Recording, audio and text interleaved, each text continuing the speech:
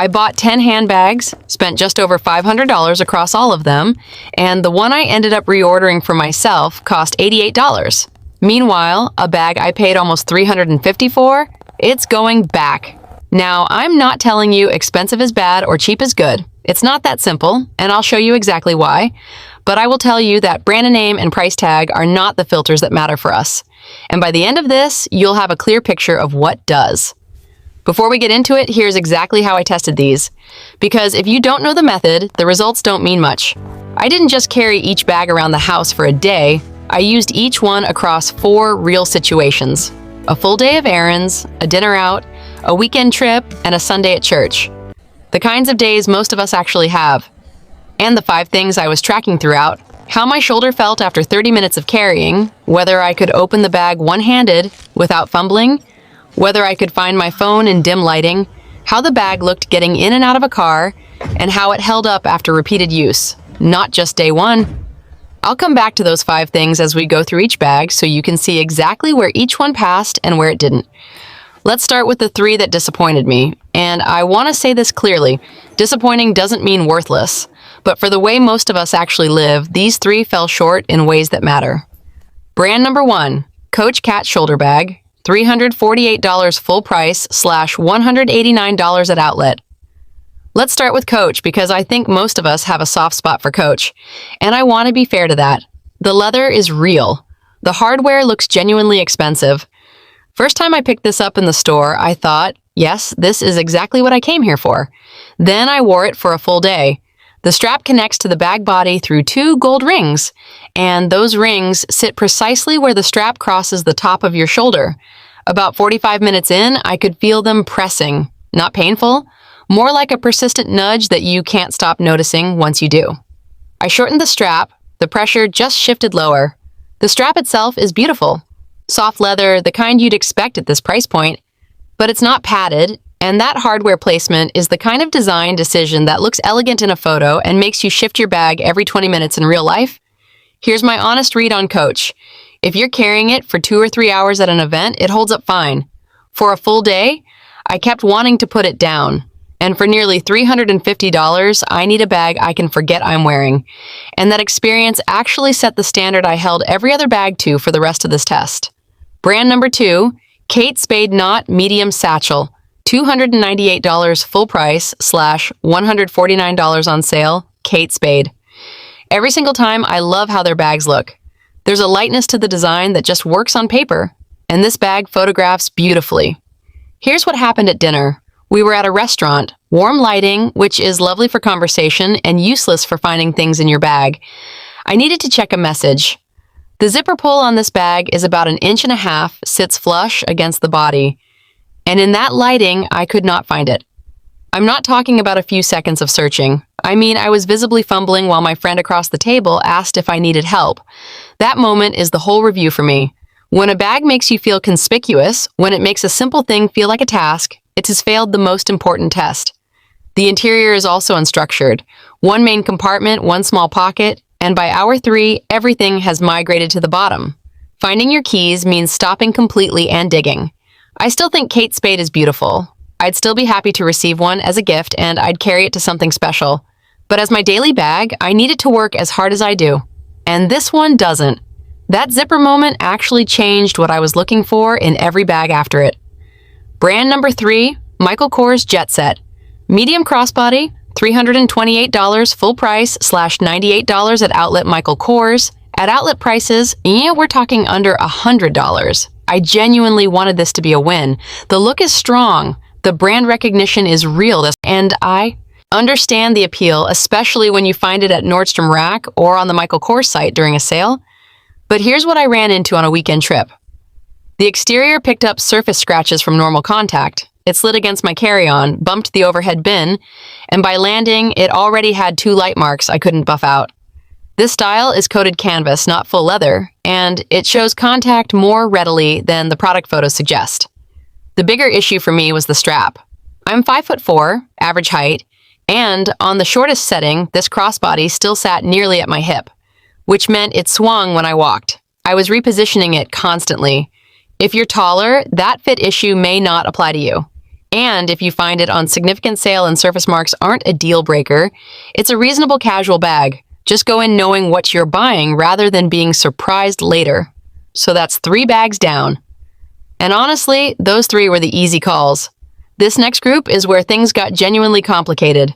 Now the 4 that earned conditional recommendations. These are bags I would genuinely point you toward, but only for the right use and the right woman. Brand number 4, Low & Sons, the OG2, $148, best for travel. If you travel with carry-on only and you haven't tried Low & Sons, this brand needs to be on your radar. This bag was designed specifically to fit under airplane seats, not just technically, not just barely, but comfortably, without shoving or rearranging. The interior has a padded sleeve for a tablet or small laptop, a front panel with card slots and a key clip, and a back flat pocket that slides directly over the handle of a rolling suitcase. Everything is where you'd think to look for it. I used this for a 3-day trip and didn't check a bag once. My boarding pass, my lip balm, my medication, a change of accessories, all accessible without pulling the whole bag apart. The one honest limitation, this is a structured bag, which means it has real volume and body. As a travel companion, that structure is an asset. As an everyday handbag, it is too much. Know what you are buying it for, and it will serve you beautifully. Brand number 5, Bagalini. New Classic Large Zip, $78, best for errands, high activity days. Bagalini is not glamorous, I will say that plainly. If you are at a luncheon, this is not the bag you carry. But for a full morning of errands, pharmacy, grocery, post office, a stop somewhere in between, this bag comes extraordinarily close to perfect. It is feather light. The organization is exceptional. Multiple pockets, including one specifically sized for a phone and one designed for easy key access. The crossbody strap is wide and padded at the shoulder.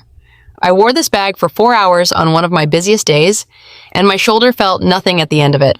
If shoulder pain or bag weight is a real consideration for you, and it is for so many of us, increasingly, Bagalini deserves a serious look. It is not a luxury bag and it does not pretend to be, but it is a bag that works reliably every single time you reach for it. Brand number 6, Vera Bradley Deluxe Weekender, $130 on sale. Best for church, social occasions, festive events. Vera Bradley divides people, and I understand why. The patterns are bold, and that is simply not everyone's preference. But set the aesthetics aside for a moment, because the functionality for social occasions is genuinely strong. The interior is fully lined with a bright light-colored fabric, which means you can actually see what is inside your bag. That sounds minor until you have spent 2 minutes at the bottom of a dark-lined bag looking for your lip color before a photo. The main compartment is generous. The bag stands upright on its own.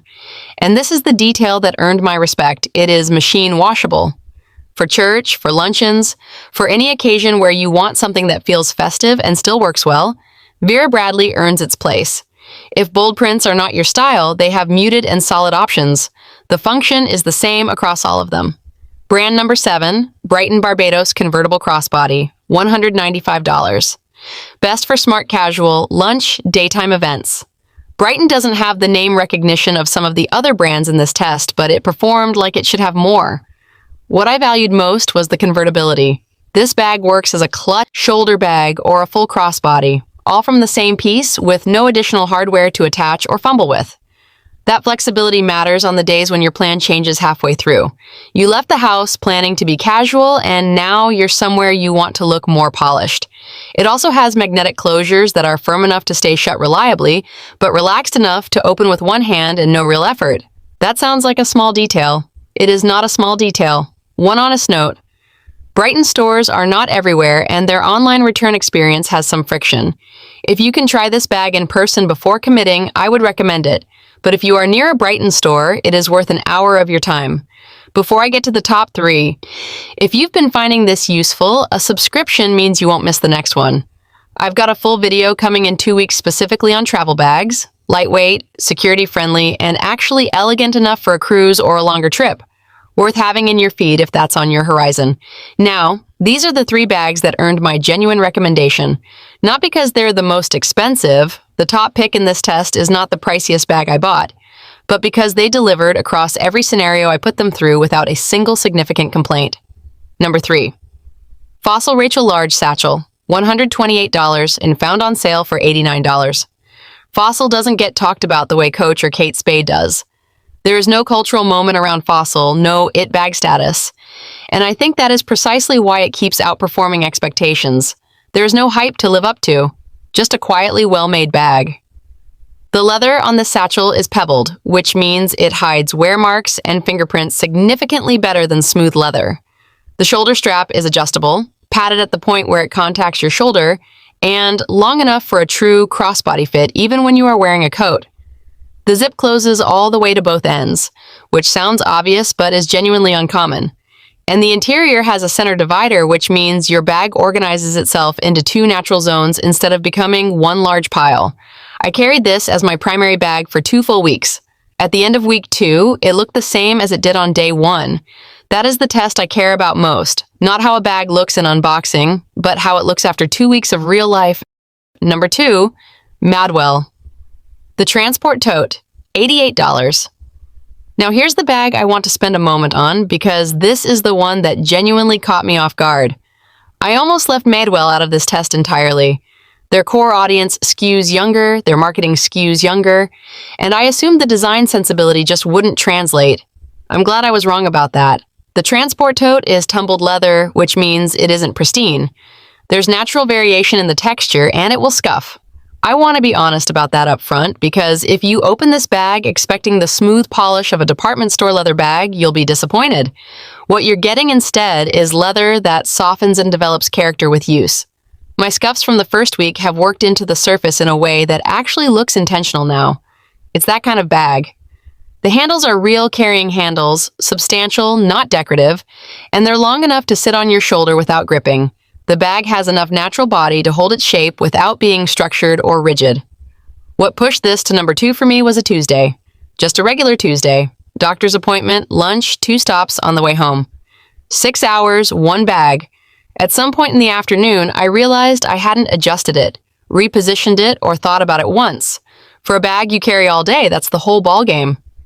At $88, nothing else in this test comes close to this value. If your budget is under $100 and you want one bag that handles most of your life, this is where I'd start. But there is one bag that beat it.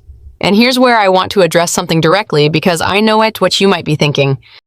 Number 1, Kuyana Classic Zip Tote, $295. I know what it looks like when the most expensive bag wins. It looks convenient. It looks like the whole video was building toward the obvious conclusion. Of course, the $295 bag came out on top, so let me be straight with you about why this one is at number 1, and also honest about what it doesn't do. First, what it doesn't do. It doesn't solve every problem. It's not magic leather. The strap is not padded, which means on very long days I still notice it by hour 5 or 6. It also has no external pockets, which frustrated me more than once when I needed my phone and the bag was closed. These are real trade-offs. What it does do, consistently, without drama, is hold up. The leather is full grain, which means it ages the way good leather is supposed to. At 3 years, a bag like this looks better than it did new. The structure is firm enough that it stands upright and you can see everything inside without digging. The zip runs the full width with a pull that I can find in the dark, which, after the Kate Spade dinner, became my single non-negotiable. And it works equally well at a formal dinner, through a travel day, and on a regular Tuesday of errands. Most bags do one of those well. This one does all 3. Is $295 the right spend for everyone? No, I'm not saying that. But if you're in a place where you want to buy one bag and not replace it for several years, and you want something that gets better with time rather than something you're nursing along, this is the one I'd choose. And for the record, it's the only bag from this test I didn't even consider returning. Here's the full summary, and I have the complete list with links pinned in the comments below. Coach, beautiful craftsmanship, uncomfortable hardware placement. Better for occasional use than everyday carry. Kate Spade, elegant aesthetic, limited practical function. A wonderful gift bag, not my first choice for daily use. Michael Kors, reasonable at outlet prices if surface marks don't concern you. Know the limitations first. Lowe & Sons, outstanding travel bag, purpose-built for the carry-on traveler, not designed for everyday use. Bagalini, the clear winner for errands and high-activity days. Unbeatable on weight and organization. Vera Bradley, A strong choice for church, events, and festive occasions. Functional and cheerful. Brighton. Versatile, well-made, and beautiful for smart casual days. Worth finding a store if you can. Fossil. A quiet overachiever. Reliable, well-constructed, and completely underrated. Madewell Transport Tote. Best value in this entire test. If you want one great bag under $100, start here. Kuyana Classic. Zip Tote. The investment pick. Worth every dollar if you are buying for the long term. Before you go, I have one question for you.